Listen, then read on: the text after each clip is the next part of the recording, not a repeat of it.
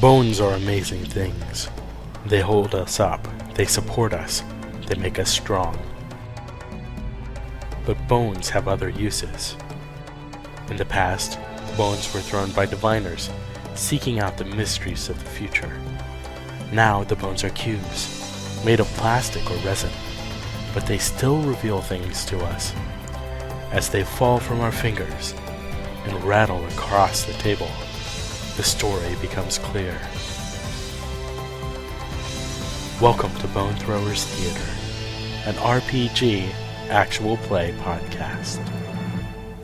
Welcome to Bone Throwers Theater. I am Carlin Cook. I will be playing a character to be named later. I'm Jackie Finelli, and let's just say I'm juicy. This is Jeff Grove. That's all you need to know. I am Jeremy Ephraim, and we shall see what type of character I will play. And my name is Jordan. I am going to be not the game master this time, but the headmaster. Because all of these players are being sent back for more education. In fact, they are going to be attending Eldritch High. Going back to high school. That's right. 5 more minutes, Mom. 5 more minutes. 5 more years, Mom. Well, unfortunately, Mom's not going to be helping you out this time, Jeremy. Because Eldritch High is a boarding school. I'm gonna flunk. Are you sure about that? Well, Jeff might, but Jeff's character might not. That's right. It's very true. That's very true. So this game is by John Wick. John Wick has done a lot of things. He's a pretty well-established game designer. If you've heard of a couple games like The Legend of the Five Rings or Seventh Sea, then you're familiar with his work. He's also the guy behind the Dirty GM, the book Dirty GM, or Play Dirty. Well, let's just say I got a lot of inspiration for that when I started GMing. So he's been pretty influential on my personal style and everything like that.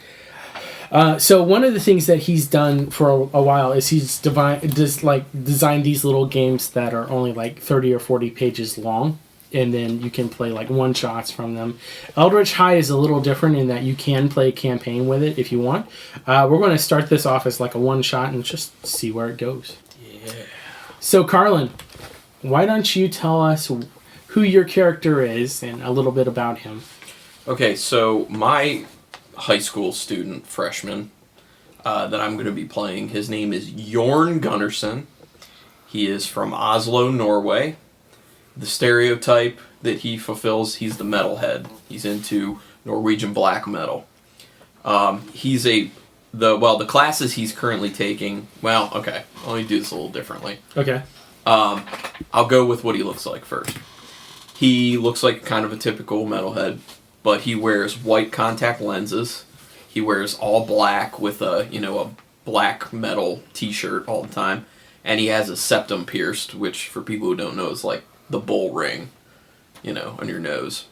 Now, real quickly, are the contact lenses prescription or are they standard? Just standard. Yeah, he just got them himself. Just for aesthetics. Yes. Yeah. How does that work with the whole school uniform? There is a school uniform?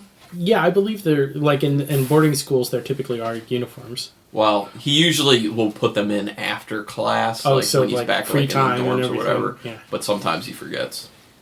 Forgets, right? Yeah, forgets in parentheses. Cool. Should we talk about how they gain their sight yet? Or? Yeah, you can just to explain a little bit about how the game works. Is that the characters, in addition to the real world, there's a magical world that basically exists alongside. It's called the Shadow Realm. Characters cannot see the Shadow Realm until they've passed through the veil. With the Shadow Realm, you have to gain your sight and to be able to see what's going on. And then that kind of makes you sensitive to being able to use magic. Right, exactly.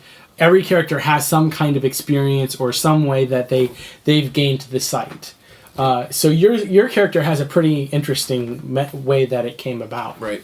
My character was into getting high, and he was at a Dark Throne black metal concert, and he was huffing paint with some friends, and when he did that, he actually saw the Shadow Realm version of the concert. Like, every person that he was seeing disappeared, and he just saw demons and other, Shadow Realm creatures partying at the concert. And he, freaked out because he knew that it wasn't just being high. And then, ever since then, he can see Shadow Realm beings in other places. Yeah. So it kind of awoke him at that point. And then some other information about my character that people will need to know. He's currently enrolled in 3 regular courses and 1 elective, which all characters have to be in 3 courses and 1 elective. He's enrolled in Shapeshifting, Alchemy, and Bewitchment for his main courses. Okay. And doing Cryptozoology for his elective. He's a prodigy, which means every character has to have a prodigy, means they're extremely good in 1 course. And his prodigy course is Shapeshifting, and each character also has a gift, one distinctive thing that gives them an edge that no one else has at the school. And in this case, Jorn's gift is Beast Tongue, meaning he can actually speak, communicate with animals. So, because you can communicate with animals, you actually chose... Your dormitory was chose based off of that ability. Right. The dorm that he lives in now is Henrik's Hall, which is basically where a lot of animals are housed. Right. There's stables and stuff like that. So, okay. Unfortunately, the colors for that hall do not include black. No, they're not which he metal would enough. Prefer, but I'm sorry. C'est la vie, which is a good segue to the next one. Exactly. C'est la vie. Jackie, All right. tell us a little bit about your character. So my character is Aiyana Straughn, aka Juicy. Juicy.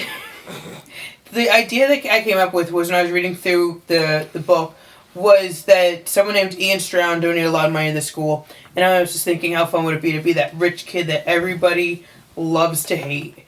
So in addition to being that rich kid, I decided I was also a diplomat's kid. So although I was I'm French by breeding, I was breeding. I like Just say French by insemination.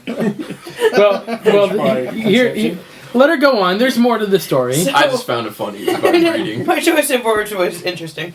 I was raised in New York City and just very much a material girl. So my stereotype is going to be the mean girl. I'm thinking Regina George. Like, knows that she's being a mean girl, knows she's being manipulative, and that whole fun stuff. So what I look like, I am of the highest fashion. I have several tasteful piercings, maybe a small piercing in the eyebrow, a very small piercing on the nose, probably 20 piercings going on my ears. And then I'm so into clothes brands that I've actually gotten like Louis Vuitton and Juicy tattooed on me. And that's where we got this Juicy idea from. So we're thinking like a Juicy tramp stamp. The problem is you have now given the youth of the world that idea. It's going to happen. Any person under the age of 18 listening to this podcast, please wait till you're a legal age to get a tattoo, or please ask your parents for permission. Yes. I recommend tattoos just I started when I was 24, 25. Anyway, back to fun character. My gift is the wealthiest family, which has a lot of fun little perks that we could throw in as the time comes up. And I gained my sight. My parents constantly said that we're wizards and witches, so they kept asking me, did you ever see the sight? Have you seen the sight? And I was really hoping that I'd missed that recessive gene. But at my grandfather's funeral, or his wake, I saw a goblin come in and steal his wand. And Goblins cannot keep their hands off anything. you can't trust those goblins. So anyway, my classes are Bewitchment, Wards, Conjuration, and an elective in Psychology. And my prodigy will be in Bewitchment because my character, in addition to being this material girl, is just your example of the hot girl. So she'll use that to her advantage. Okay. Manipulation, the name of the game. Yep, that's what I'm going for. All right. So my character is Ando Gonshu. He is from Osaka, Japan. His stereotype is good at math. You really went with the easiest stereotype you could come I up really did. Low hanging fruit. with. Well, I mean, when you've got stereotype on the character sheet. Well, I should have asked this earlier, but does your character have to fit that stereotype? Yeah. Yeah. Oh, well, then I mean, probably would have chose something different. You suck at math. I'm terrible. I watched at him math. add XP one time after an event. He does suck at math. Yeah. Maybe that's why the dice know. They give you 1, so you can add them easily. Nice. Pew, pew. Okay, my character's gift is lucky. There are these things called fumbles. Everyone else gets 3, but because I'm lucky, I only get 2. you had to take that one out of necessity. I did. What I look like is your standard, stereotypical Japanese nerdy kid. You know, kind of shying away from things, glasses, has some sort of book in his hand and some sort of game in his pocket. How comfortable do you feel in this school uniform? Well, better than what my parents sent with me. Oh, really? What'd they send with you? Just a white shirt and some slacks. That kind of general get-up Poor guy. of white button-up shirts and slacks. Anonymity. Goes well over the Hello Kitty underwear. No one knows. So how my character got his sight was one day in class, a fellow student was having a quote-unquote seizure because that's what everyone else saw. What my character saw was a demon clawing the student to death. Yes. That sounds like so much fun. Kind of traumatizing. Not really fun. His 3 main classes are alchemy, conjuration, and crafts. And his elective is weapons, which kind of grabbed that one because crafts is building weapons and weapons is learning how to use those weapons. So, made sense. Prodigy and alchemy? Yes, prodigy and alchemy. So, Super good at alchemy. just so people know, alchemy actually involves the Different. common Current elements. ingestion of mercury, if I remember correctly. Yes. Yeah. Yeah, so And alchemy's kind of different in here than what people would think. Most Right. people, when they think alchemy, They it's think like turning making gold, potions yeah. and stuff like that. This is more like commanding the elements. So it's like everyone involved in making Captain Planet, except Mati. Stupid Mati. yes. Earth, air, fire, and water, the traditional elements of the Yes, no spirit. mythological. And now it is time for Jeremy's character. All right, my character, his name is Romero Alverez. He's from Zapala, Argentina. His stereotype is that he's a loner, not only in school but also with his family, because that's sort of how he gained his sight. There was on a family camping trip, and all his older cousins tried to play a prank on him, left him stranded out in the woods several miles from their family campsite, and he stumbled across a old vagabond just roaming around in the woods, and sort of made a deal with the vagabond to give him the ability to find his way back, which opened him up to the Shadow Realm. What he looks like, he's got long dark hair pulled back in a ponytail. He's got an excellent poker face. He never smiles. And also, since he's sort of that outdoorsy type, he's always finding a way to not wear some one item of clothing, whether that is he shows up to class without shoes, or just Pants. or just in his undershirt. He's just kind of like a free spirit. yeah. The Asian one's gonna get jealous. Yeah.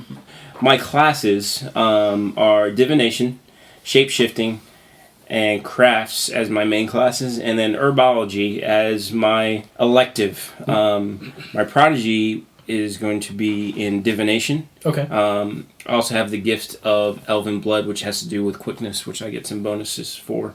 And the dorm that I am in also gives me some bonuses for whenever I am lying or sneaking. And what is your dorm? Fog Hall. Oh, Jeff, did you give yours? No, I didn't give my dorm. My dorm is Fraser Hall. Which is for smart kids. Yeah. Yeah, it's the one that is basically puzzles and... No, that's No, cookies. no. No, Kirky. That's my hall. Kirky's hall is also where the rich kids go. Yeah, because you rich kids have to be separate from everybody else. Exactly, and I think it's quite interesting when I was reading it how they combine this thing with like the only threatening thing in it, where if you don't figure out the puzzle, you're out of that hall. Yeah. It's to the rich kid. So I kind of like there's this extra added element that I'm not just that mean girl. Like You're actually pretty smart. yeah, That's pretty cool. You got to be smart to be manipulative. that too. Juicy. Just ask Regina George. Yeah. So anyway, this game is different from a lot of the other games that we've played because it does not rely on a dice mechanic. Rather, it relies on a card mechanic. So what happens is when you're playing the game, when you come up to what they call risks, which is a situation where we would typically roll the dice to find out what happens, what you have to do is you have to flip cards to win. So basically, there are different ways that you can add cards to your level. For example, freshmen only draw one card to start off with. That's called their grade card. Then if the situation matches like one of your classes, you can add another card. And if it matches your stereotype, like say you have to do a class that involves some kind of Playing heavy metal music. yeah, you got to do something like a trivia knowledge for Swedish death metal. Well, then you get another Norwegian, card. please. I'm sorry. There is a difference. Or if you like need one for your herbology class, you can go ahead and get another card. Also, there's a mechanic in the game called cheating. Cheating actually does involve dice. Mm-hmm. But instead of the D6s that we normally use, you have D10s. And what you do, basically, the game has a target number of 10 for any action. So you can use your card. Your aces equal 1. Then your number cards equal just the standard numbers like 2 points, 3 points, 4 points, 5 points. And then your face cards, king, queen, jack, equal 10. So what you'll want to do is you'll want to go ahead and draw however many cards are allowed by your different abilities and skills and classes and everything like that. And then you'll want to flip them like one at a time. If you can add up to 10, then you succeed. And you'll go ahead and get the ability to narrate what you do. If you can't get to 10, though, you fail. And then bad stuff happens, of course. You cannot reshuffle your deck until all the cards have been drawn. And jokers are in there, and they can be used as a specific type of cards. When Magic comes into play, you would do the draws like you would normally. But then you have what's called the Magic risks. And they have to invoke your required class. You draw your grade card, plus any bonus that you get from your class rank, plus any other bonus cards. If your total equals or is greater than 10, you describe the successful casting. If it is less, then the Headmaster describes the outcome. And then for your Prodigy class, which we were talking about a little while ago, it means that you automatically succeed when you're ever making a magical risk with that particular class, and any cards you draw can be used for something called bangs. Bangs are where you get a bonus, like you can make your magical attack bigger. You can make your like if you transmogrify into a different animal, like instead of just like a normal little like kestrel hawk, you can transform into a white eagle or bald eagle, something like that. So you can make it more impressive and have a better success. Aces are called big bangs. When you use an ace card for a bang, it becomes a big bang. Any ace used for a bang counts as 2. So you get to add a little bit more extra splash and zazzle to your hand. Splash and Zazzle. Splash and zazzle. That's the Zazzle. I feel like that's the title of the episode right there. I feel like that's the next Coldplay album. Yes. I think it's more going to be like a splash and splunk. Oh. Oh. Coldplay fans? Anybody? No, not really. So pretty much spells have like a duration of an instantaneous. Once you successfully cast a spell, any bang you discard extends the spell's duration, and it gives it like for an additional hour, or the caster can dismiss it. So I mean, pretty much what we do for the magic is we just to discuss what we want and work from there. Because this is a fairly new game for all of us, we're going to probably have to do a lot of discussion and everything like that. We might have to refer back to the rules and kind of be like, wait a minute, Right. what does it say for this? So, I noticed something while you were talking. Mm-hmm. In Risk, on the first page of Risk, it says aces count as 1 and face cards count as 10. Right. But in demerits, the first thing you do is take out your aces. Yeah. Right, if you get 1 demerit, your aces go out of your deck. That almost seems helpful. It does. Okay. Just making sure I read that right. Yeah. Okay. Because, having a bit of a bad reputation can increase Just your ask knowledge. Aiyana. But at the same time, it's bad because it's a double bang, Right. which can really Yeah, help that's these true. things. Okay. So, Yeah, I just thought about that. Anyway. Also, there's whenever you use magic, you're involving energy from the shadow realm, and this has a tangible effect on the magician, further separating them from our world. When you make a magic wrist and you get a big effect, you gain shadow points. A magic wrist with 3 or more bangs adds 1 shadow point to your sheet, and as those continue, it makes it more difficult to interact with those who know nothing about magic. So you almost come to a point where you can only communicate and be with people who are at the school. Yeah, basically. in order to interact with anyone or anything from our world, the world beyond the shadow realm, you need a number of bangs equal to your shadow points. Oh, okay. So that's a pretty... That's rough. Yeah. Can get rough. Yeah, but I don't think that's something we'll have to worry about now. Now, if you are a prodigy in a particular school of magic, and you use that school in a risk, you gain 2 bonus cards. And jokers can count as any card. However, if you use it in a pull or as a wager, it also gets you a shadow point. So it sounds like you can do anything, Pretty much. and you would just get that mandatory 1 card. But if you're doing something where you can invoke like your class Right. or your gift or whatever, you're drawing extra cards, and usually it sounds like 2 extra cards. For Yeah, those things. 1 or 2 extra cards. So you can attempt anything you want, but it's going to be tough sometimes. Sometimes it will. Sometimes, Unless you're trained in it, which Right. makes sense. Mm-hmm. Also, one thing that you can do for, like, mundane things is you can cheat. After you've drawn your cards for your risk, you may choose to cheat. And that's where those 10-sided dice come in, that we were talking about earlier. What you do is you roll your dice. And so for this die that I just rolled, I got a 5. So let's say that I had a 6 for my card draws. I can add that 5 to it, and then that would put me over the top. But if I cheat and I roll a 1, then that means I get a demerit. And a demerit means, like you were talking about, Jackie, you would pull the aces from your deck and set them to the side. I guess I'm never cheating. No, you can cheat as much as you want. You Well, might get away with it. I would always get 1s. You never know. Now, the thing is that cheating dice can't be used as bangs. It's just to get you to success. Yes.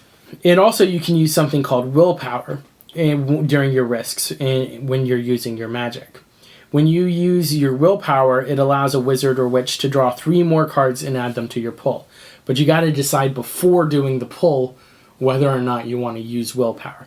And everybody starts off with 3 willpower to begin the game, and you may only spend 1 willpower per risk.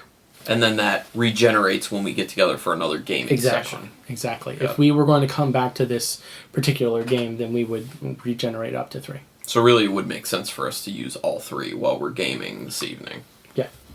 All right. Any other questions about anything in particular that we can look up? Fumbles. Yeah, fumbles. Let's look up fumbles. That's Yes. one that was in my mind. Okay. Fumble is a kind of mandatory mistake your character must make during the semester. It represents your student trying to figure things out. It's a complicated thing, after all. So, basically what you do is you come up with flaws. So during the course of the semester, you have to do... Like, I have 3 fumbles, so I have to have 3 instances where I say I'm going to use a fumble, and I'm failing this. Right. And that counts as one of my fumbles. Everyone has to do it. Mm-hmm. Okay, Right, to now- satisfy that. But what I found is when a player uses a fumble, he can reshuffle his discard pile back into his deck. Yeah. Okay. So there is a benefit to using your fumble, but it's not necessarily one that will help you out in the long run. So it's basically like, I'm failing this, but by failing, I'm taking everything in my discard and putting it back in my deck so that the next thing I have to do, I will have more cards. More chances for success. So there is a positive to it as well. Yeah. So overall, the game seems to be pretty balanced, and we'll see how it goes in play. Cool. I'm excited. I'm ready to go. Jorn is ready to get this pumping like a black metal concert. That's awesome. Well, we're going to go ahead and take a quick break, and when we come back, we're going to do one last piece of administrative work, and then the game will begin. Well, we're actually playing the game anyway, but you know what I mean.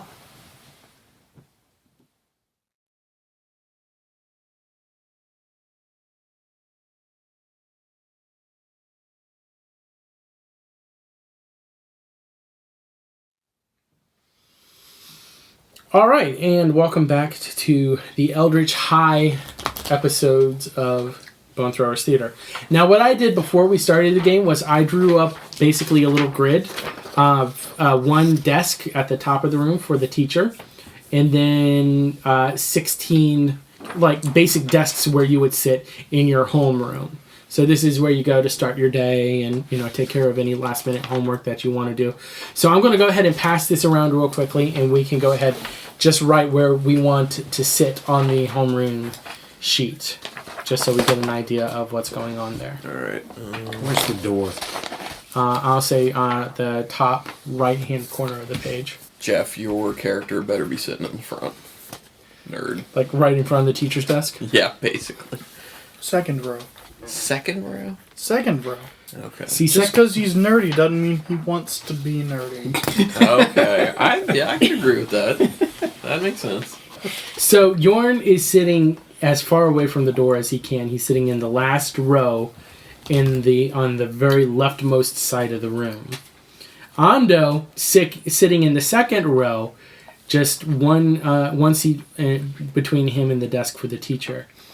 Romero sitting right next to the door because he wants to be the first to bolt out of the room as soon as he can. You probably pack your books up like 10 minutes before the end of class, right? Yep. No notes or anything like that for No those notes. lessons. Yeah. No, he doesn't even pull the books out. And then Sets a Aiyana bag on the desk. is sitting 2 seats behind Romero and 2 seats across from Jorn. So some interesting dynamics going on here. Let's go ahead and name the teacher. I want to name the teacher. Snake. No. Yeah, if you guys haven't noticed, this Eldritch High is basically Harry Potter with the numbers filed off. So insert any sorting hat jokes that you want here. Professor Zoroastrus. Yeah, it's not... The headmaster is not Dumbledore in this, it's Stumbledore. So now I'm going to go ahead and pass the paper around one more time. We're going to do this actually like a few more times. And everybody's going to write down the name of one of the other students, one of the characters around you, and also it does like anywhere pretty much. And then also go ahead and write down something about them that the students have learned, or like a rumor, or something. Oh, something about the something person? Juicy. Something Juicy. This juicy thing's gonna be ongoing. It's going to be a thing. Next time we do Inspector or someone. Okay, so Juicy. I put down Gareth Muddlebottom, and the word on the street is his parents are dead. Oh, okay. That's very metal, Yeah. by the way. So metal. you think Gareth is a pretty cool Yeah, deal? Gareth sounds pretty cool. Muddle bottle. Yeah. Okay, so next to me in that back row, along with Jorn, I added James Bouton. James Vuitton. Yeah, a closeted French young man. Closeted Frenchman, as in he doesn't want people to know he's from France.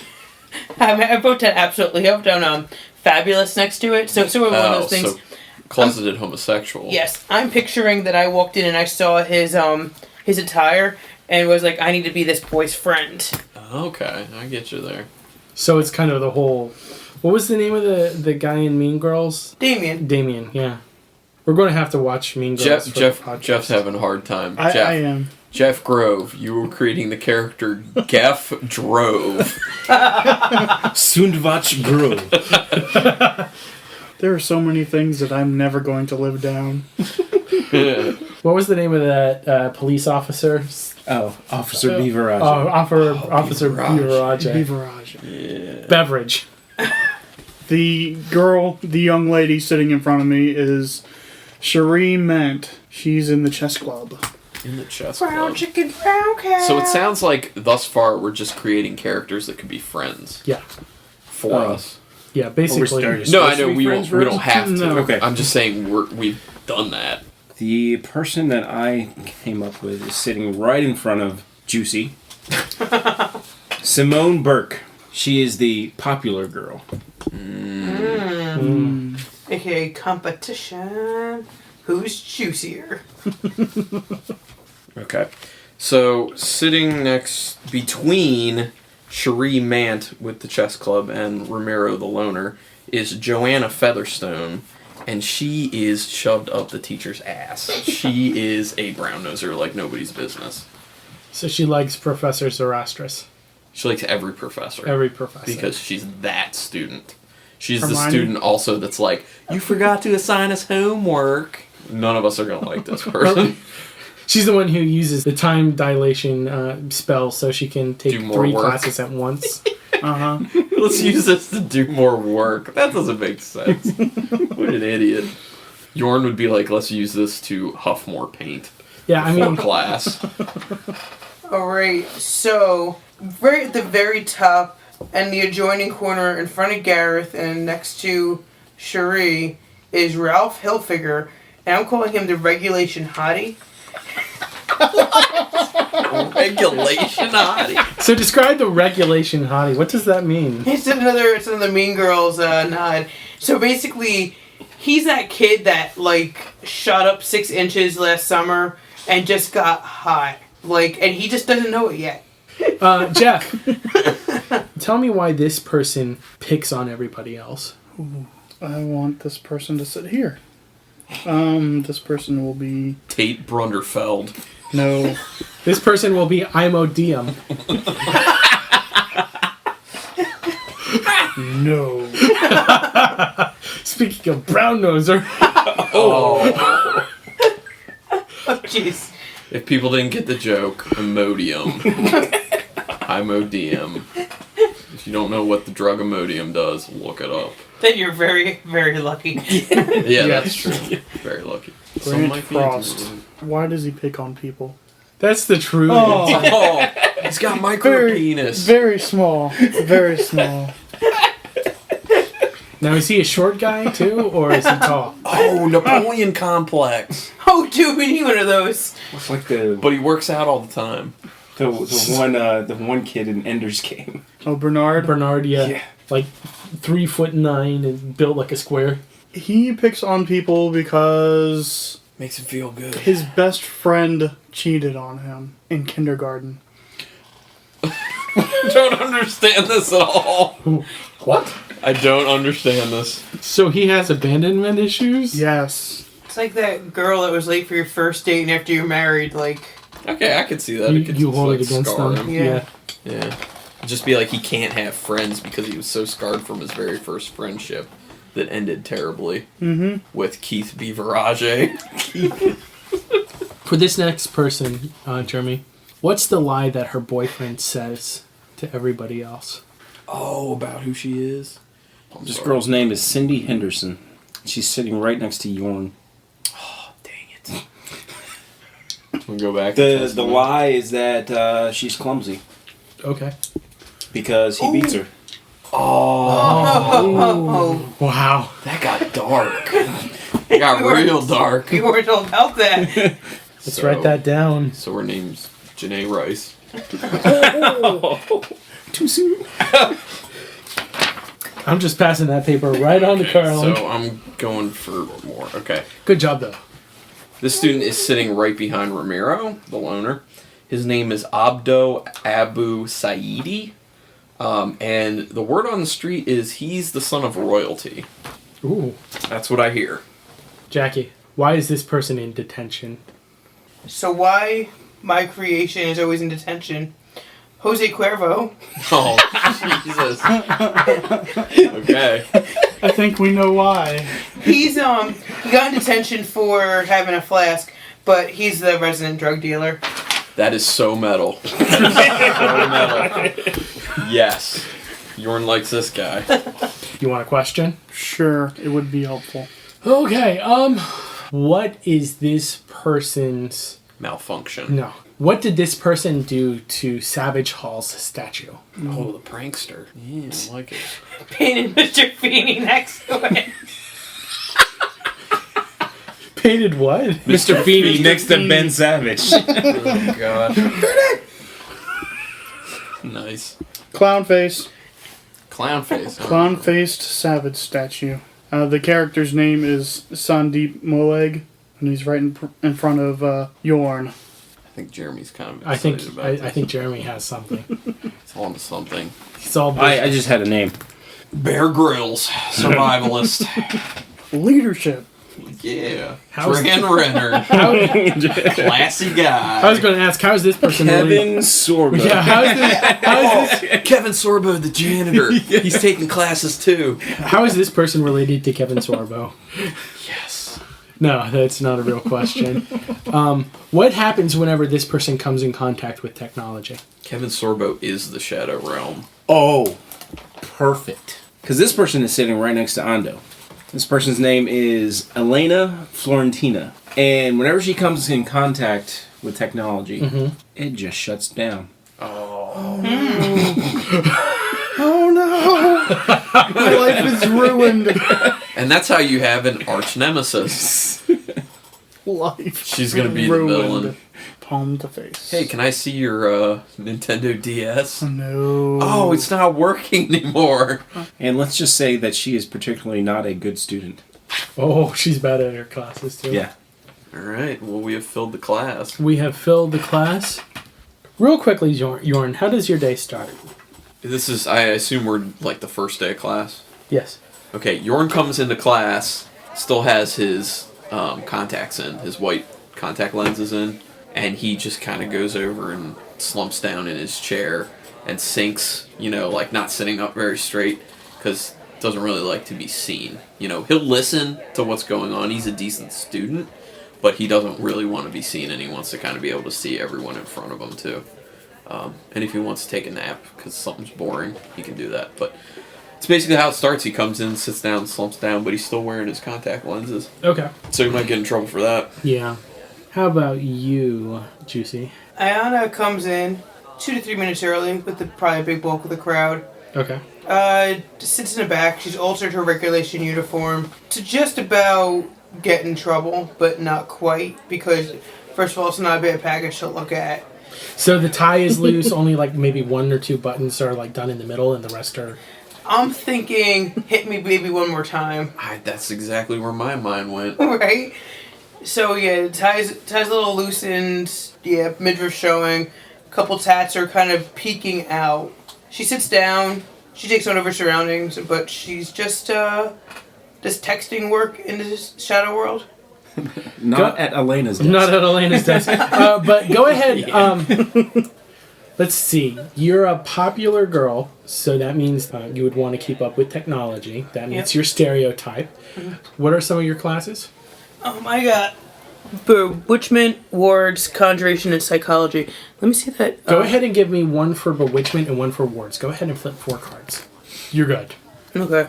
You're good. Texting works. Alright. So 5 and you can what you flipped was a 5, a 7, A queen, and a 2. The queen is your 10 right off the bat, so you can keep all 3 of the other cards as bangs to use. But don't those have to be used on the same risk? No. Oh, you Bangs get are saved. Bangs are saved for when you use magic. Dang, yeah. Alright, so where's the bang? So I guess the Basically, what I was thinking is if you have your deck right in front of you, Uh-huh. you would have your discard pile to either the right or the left, and then you would have your bangs stacked Face up, face down? face down. Okay. Face down. I would turn them sideways just so that they're easier to tell. Alright, let me see that class map really quick again. Because I feel like I'm talking to somebody. I feel like I'm just feeling it up. You know what? I'm feeling up verbally. Okay. In-game! Honey, let's talk about that when we get home. Well, I'm sizing up James Bouton next to me because he's in high fashion as well, and he's dressing well, and I'm probably sizing up Simone. I'm probably not talking to her, but the popular girl. Trying to see how the Competition gonna work. yeah. Something like that. How are you getting into class your first day, Ando? Almost dropping my books on the way through the door. Are you late? Just on time, right before the teacher gets there. Did you get to have breakfast? I was eating it as I was running through the halls. Bowl of rice. So what do you typically have in the breakfast Squid hall? chips. Fish soup. Eggs in a basket. Okay. Nice. How about you, Romero? Well, Romero is sneaking in just as the tail end, right as class is starting, and he's not wearing any shoes. Just kind of sits at the desk, puts his head down on the desk, and just is there.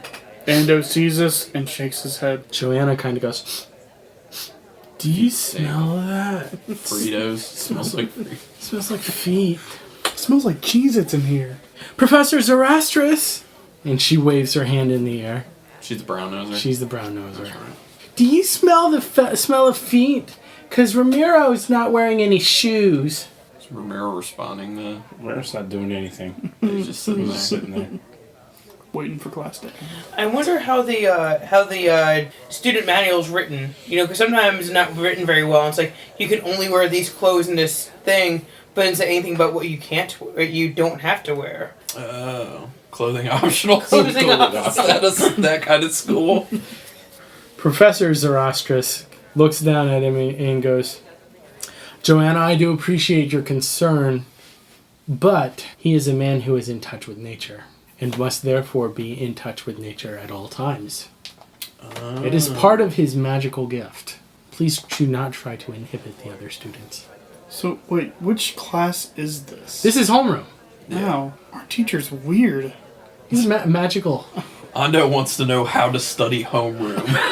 How does one study homeroom? That's How actually. does this work? I don't know. At the high school I personally went to, the homeroom teacher was responsible for dress code. So if a kid got to like second or third period and they were like, "Yo, it is not appropriate," the homeroom teacher got in just as much trouble as the kid. That's fair. Yeah. So honestly, both of us, because actually, Jorn has his nose his septum piercing in too. I think all of my stuff is tasteful enough to abide by the codes. Juicy. Or at least to get around them. Yeah, like it's almost unnoticeable. I feel like this is unnoticeable. The fork might be slightly more noticeable. All right, well, we will continue on with class and what comes after next time on Bone Throwers Theater. Thank you for listening to Bone Throwers Theater. The cast is Carlin, Jeff, Jeremy, Johnny, Jordan, and Stephanie. This podcast is released under a Creative Commons Attribution, Non-Commercial, No Derivatives 3.0 Unported license. Please feel free to share the podcast, but please do not modify it or attempt to gain financially from it. To find the show online, visit our site, bonethrowerstheater.com. Our Twitter feed is @bonethrowerstheater, and our email address is bonethrowerstheater@gmail.com. Join our social networks on Facebook and Google+. Podcast art was designed by Laura Tress and is used with her permission. Until next time, may the bones fall in your favor. This has been a Nerd Circle podcast production.